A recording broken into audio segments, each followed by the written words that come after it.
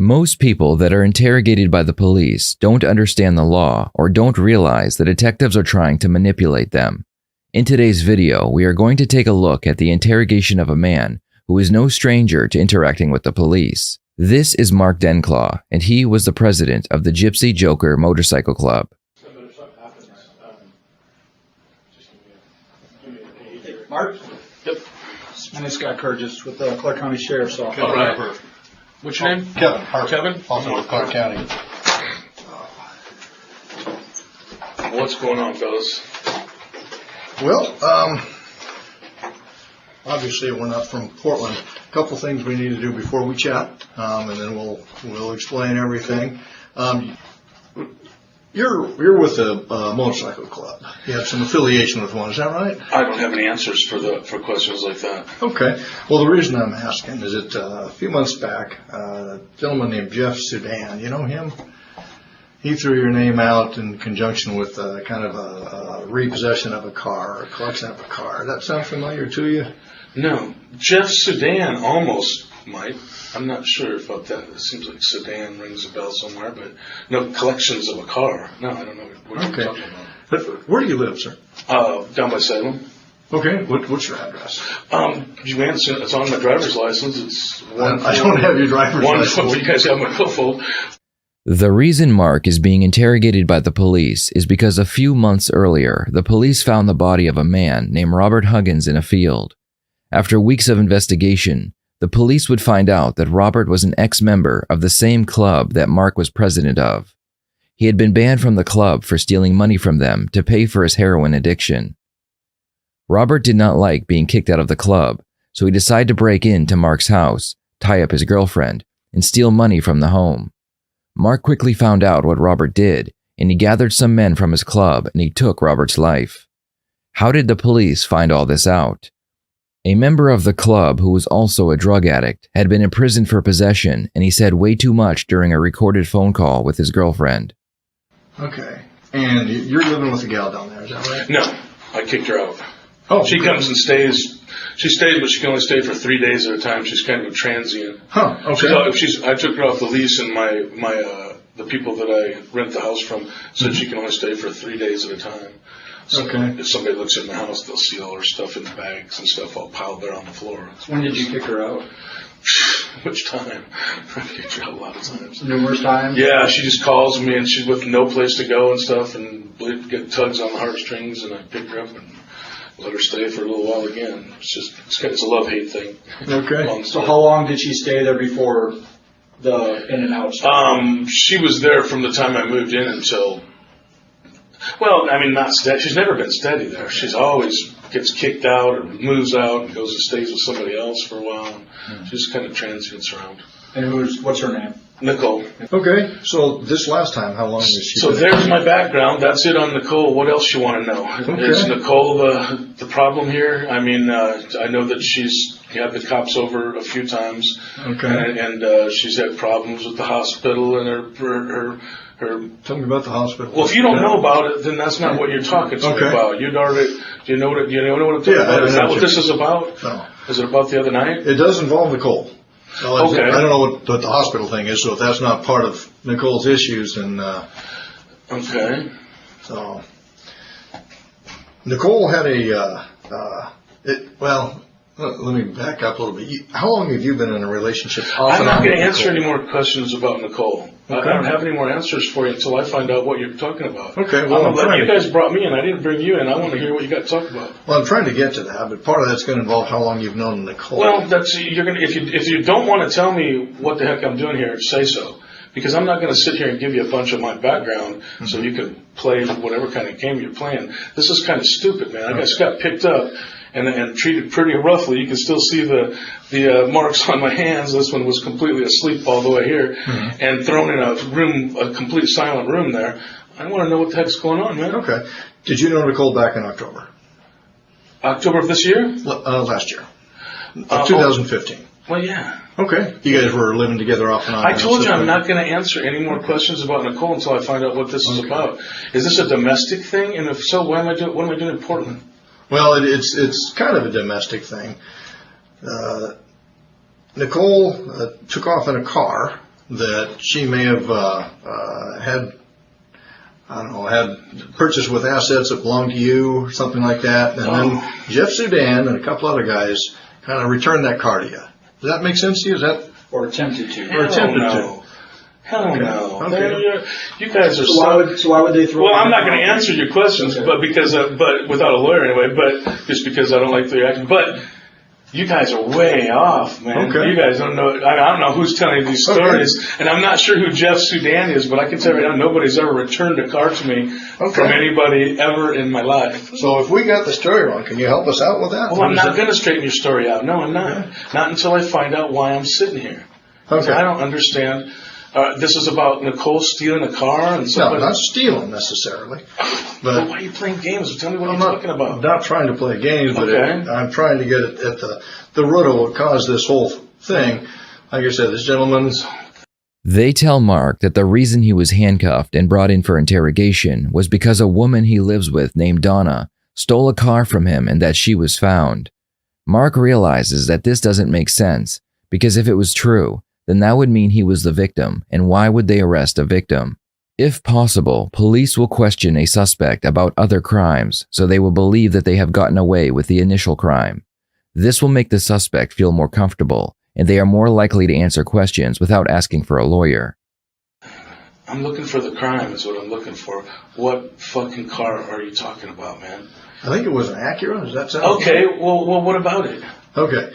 She took off in an Acura. No, No? no. Okay. You're wrong. I'm not gonna tell you the story because it's a personal story, and there's no crime that I'm not gonna press charges about anything. Okay. And I would be the only. In the story that you're talking about, there's only one person in the world that could press any charges about it, and that'd be me. Okay. And I'm not pressing any charges on her. All right. And nobody returned any car, and she never took any car from anywhere. So you got the story completely wrong first. Okay. So before you come talk to me about those kind of stories, you should get them right. Okay. Get them straight, man. How would I get them right without chatting with you? Well, because I'm not here to give you information. That's not what I'm about. I'm not a cop.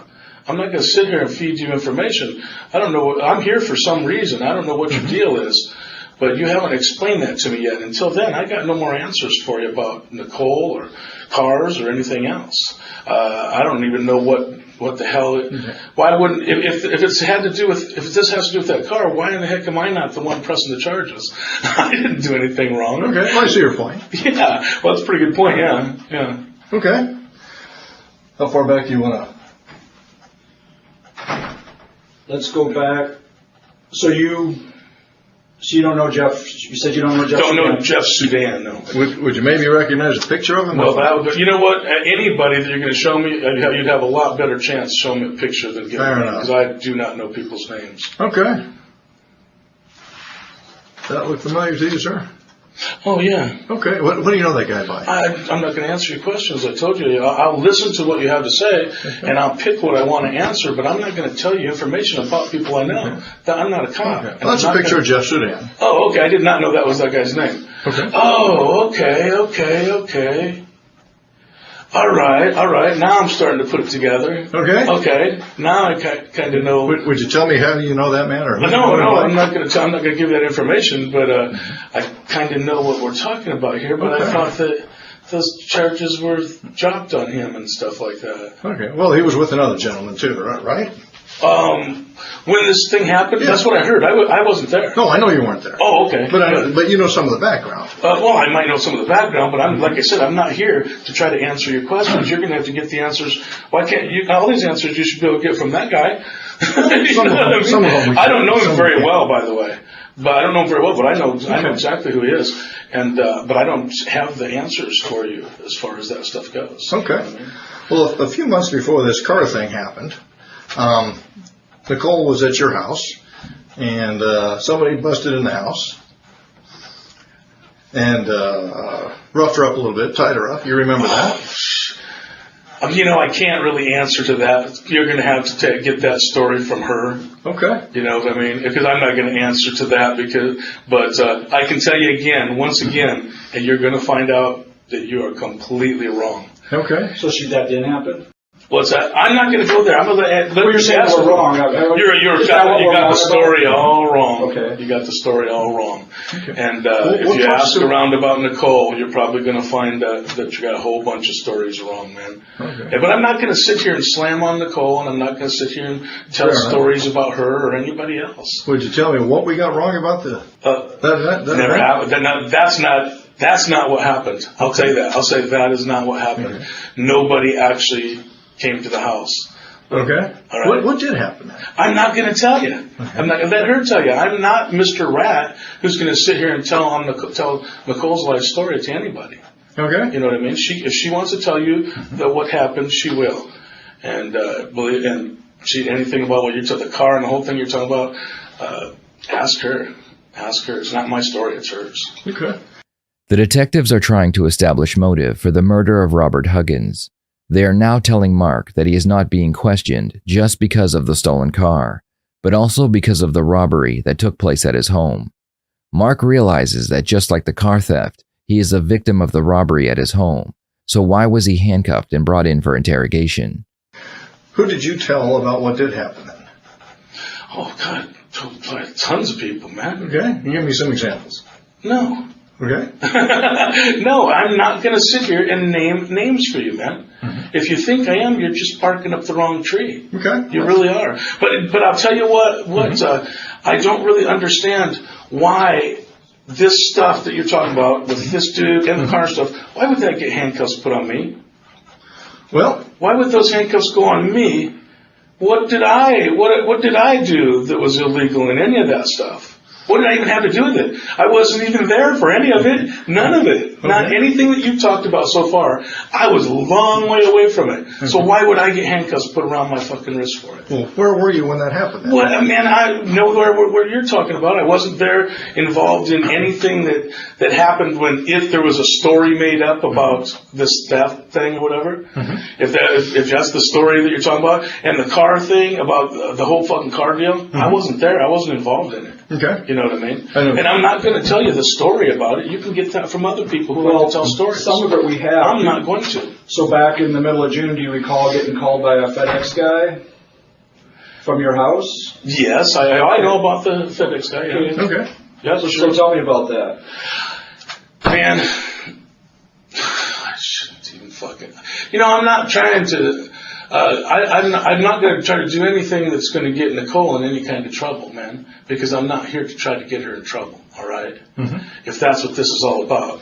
And I don't really understand, but I'll tell you one thing. You know what? If you want to hear this story from me, you get Nicole here too.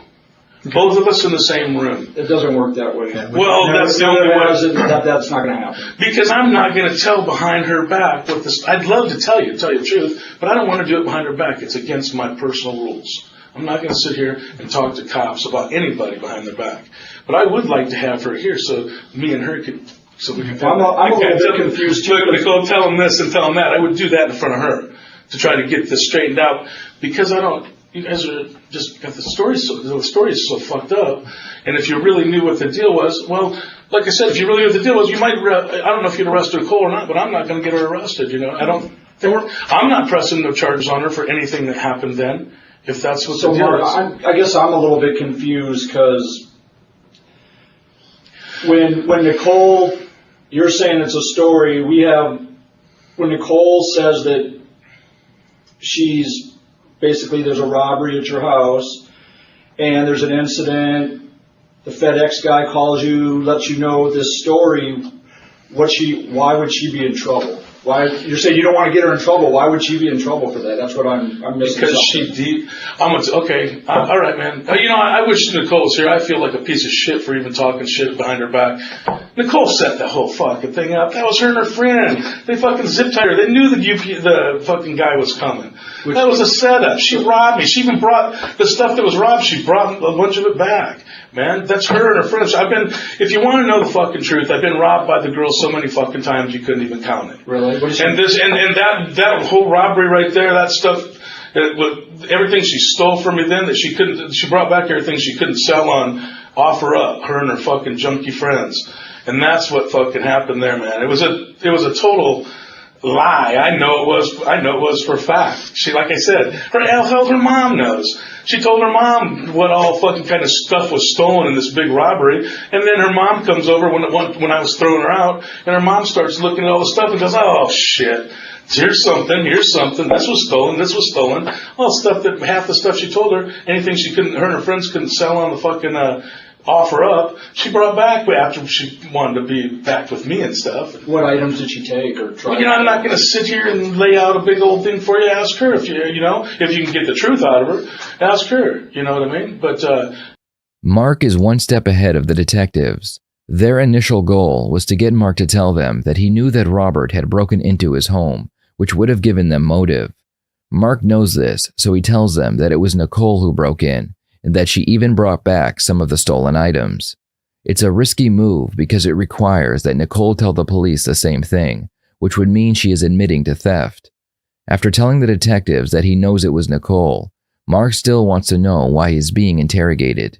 I'm not going to be your storyteller, All I can tell you is you're barking up the wrong tree, and I don't even know what the fuck it has to do with you guys if I'm not mad about the shit. If I forgave her for everything that you're talking about, I know about the car. You got the car story completely fucking wrong too. Okay. You know what I mean? But she was an asshole in that story, and I can't say I forgave her for it, but I sure as hell didn't go press no charges on her, and I was told to at the time. I was told by a lawyer to press charges on her. And I told the lawyer, I said, man, all my life I've been telling people, don't use the cops to handle your business. So is this my price? Is this where I go against my judgment and go have her fucking arrested or something like that to get my shit back? In any case, it's my own personal problems. I chose to live with them. I lost a lot because of the girl, you know what I mean? But I'm not pressing the charges, so I don't see why you guys care. Okay. Who's her junkie friends that were helping her? I'm not going to tell you names of people. You didn't hear me the first time? I'm not sitting here naming people for you. All I'm doing is telling you you got your stories really screwed up. And I don't even know why you care.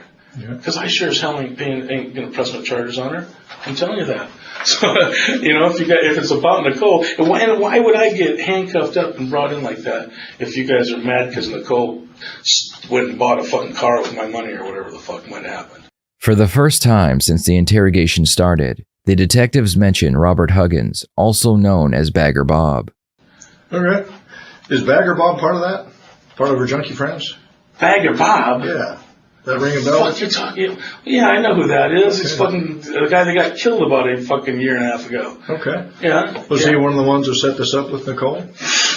Man, you're going to have to, if you're trying to like tie that into this or something like that, you're going to have to talk to Nicole about that. Okay. Well, I was asking you because you said it was her junkie friends, and I assumed that meant you knew who junkie friends were. No, not the kind of junkie that I heard he was. She's not that kind of a junkie. Okay. Can you help? What kind of junkie is he? I don't know. I'm sure you probably know better than I do. So when you say her junkie friends... Yeah, I'm not talking about any of our ex-fucking club brothers or anything like that. No. Okay. All right. I'm talking about her friends, not my friends. Got it. Okay. So was Bagger Bob one of your friends, not hers? Well, like I said, actually, now that fucking you're starting to bring his name into it, and he got killed, now I don't think I have any other questions to answer for you. Now I think having a lawyer here might be a good idea. Okay. Sorry. I think that'd be a good idea if you're starting to ask questions about a dead guy. Mark says that he thinks he may need a lawyer because they are asking questions about Robert. The problem is, most people will continue to talk to the police for many reasons. First, they are curious about how much information the police actually have against them, and they don't realize that a lawyer will get a discovery for them, which will have every piece of evidence the police have. The second reason is, they believe they can convince the police that they had nothing to do with the crime, so they answer questions in a way to make them appear innocent. And lastly, people believe that asking for a lawyer will make them look guilty. Okay. Let me clarify something with you. Okay. Do you want us to keep chatting, or do you want to talk to a lawyer? I need to know that. Well, if you want to tell me what I'm doing here and what reason, I may try to help you out with that. But if you're going to keep me in the dark, well, then I got nothing else to say either. Okay. So I still need to clarify with you that one point, because you mentioned a lawyer, and I need to know if you want a lawyer now or if we can keep chatting. This is what I need to know. I'll keep listening a little longer before I call in a lawyer. Yeah. Okay. When the FedEx guy called you, you came down to the house with a friend. No. Oh, you went to your house by yourself? Or? Absolutely. Yeah. Okay. What did the FedEx guy tell you? He said, "Fucking, I'm not going to get into the story. I'm not going to get into the story. I'm not going to talk. I'm not going to talk about it. That's Nicole. Nicole's going to have to tell you that story if you want to hear something from her. If you got her all involved in this." Well, Mark, let me say this. We have you're saying their stories, so whether they're true or not, that's what we're trying to find out. Okay. Right. That's our job. Okay. To realize that, right? Sure. And as cops, so if there's incidents happen, we got to figure out what's true and what's not. Okay. And we do that by talking with people. Okay. Obviously, that happened a while ago, so we've been working on this for a while, months. Okay.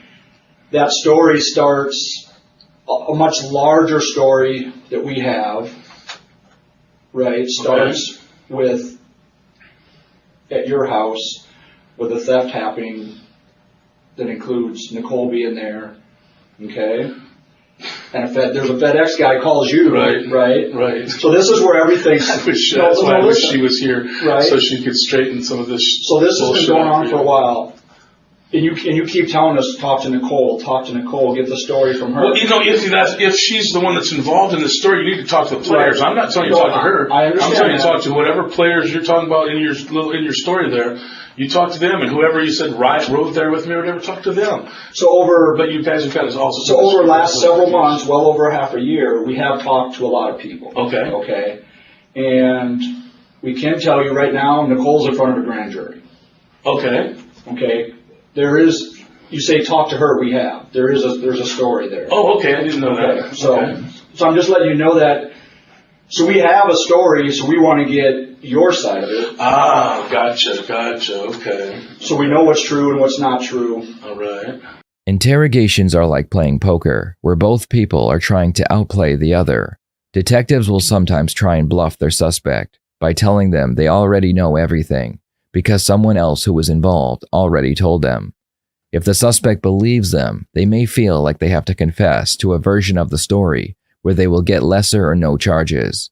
It's a tricky situation because if the suspect catches the detectives in a lie, they will realize they have nothing and end the interview. So are we going to tell you everything that we know? Of course not. Okay. I don't think you would expect that. All right. Well, what I do expect is for you to tell me where I fit in.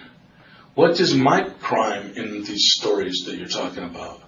What's my crime? Why the fuck did I get handcuffs put on me? I mean, I can hear you guys wanting to talk about this and that, wanting to get stories straight, but why am I getting treated like this? Why didn't you call me up and ask me to come in and talk? Why did you come and have me? Would you have come and chatted with us?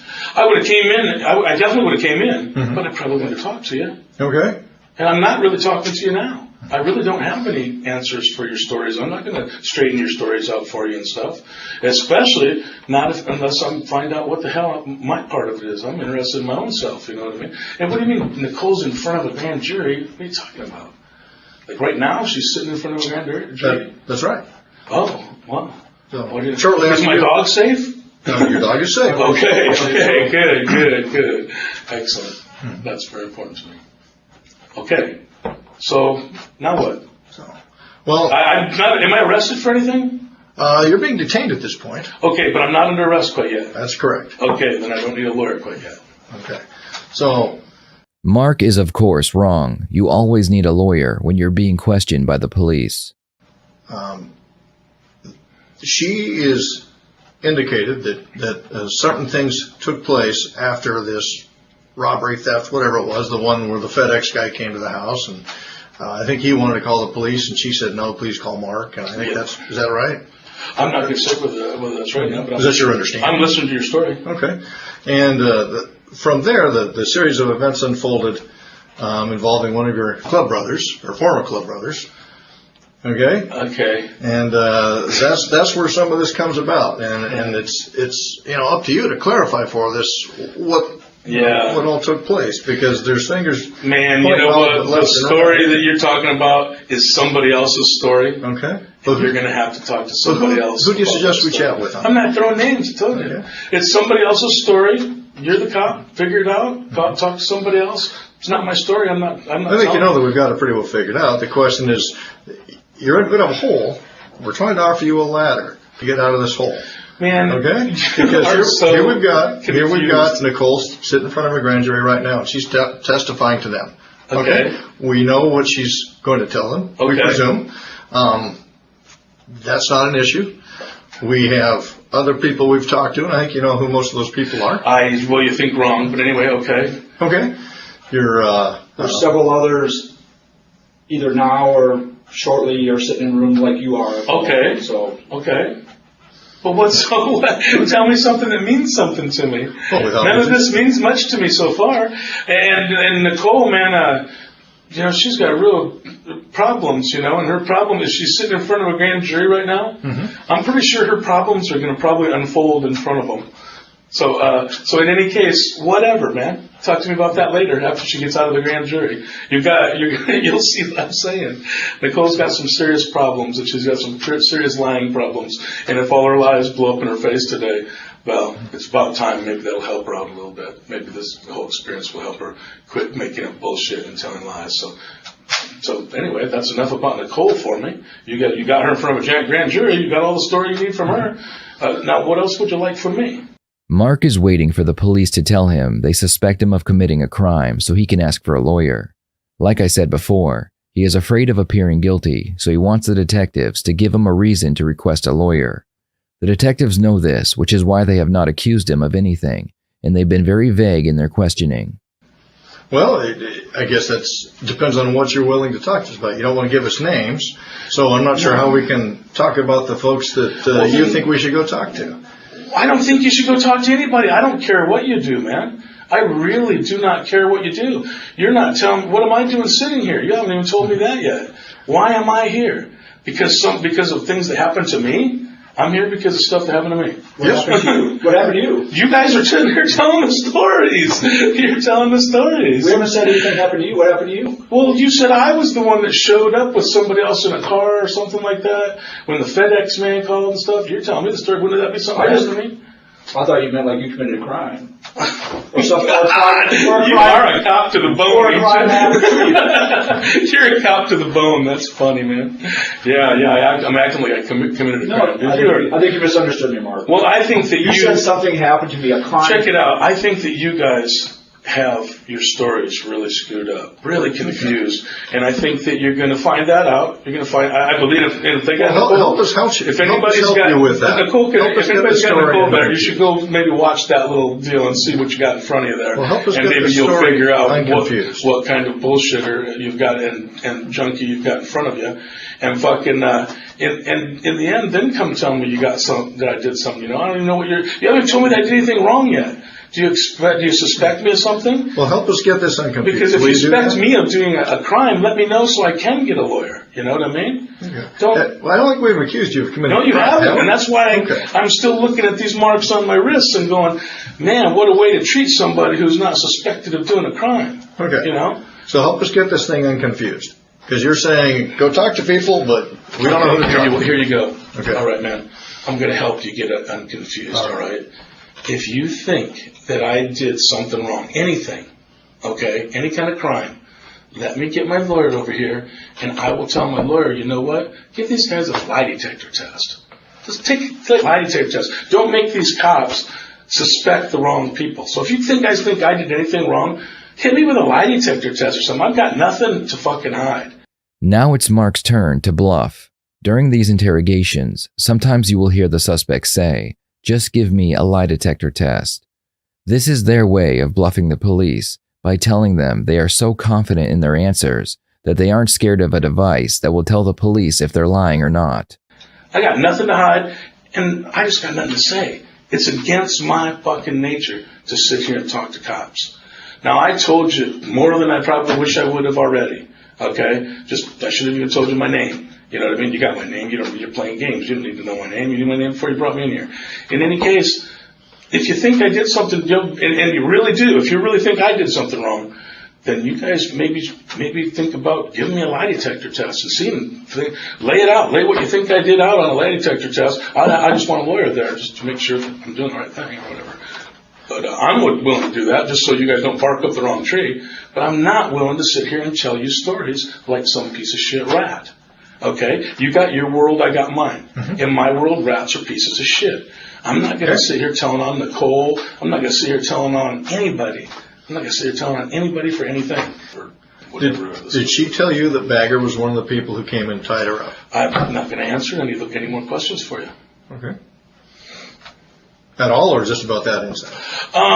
I think the truth is, I think I'll just not answer anymore at all and have you guys arrest me so I can see what the hell I'm under arrest for if you're not going to tell me. Because I want to know where I fit in. I hear what you're barking at and stuff, and I don't really understand some of the stuff, why in the hell you even care about it, because I'm not going to press no charges on anybody, so I don't even know why you guys even give a shit.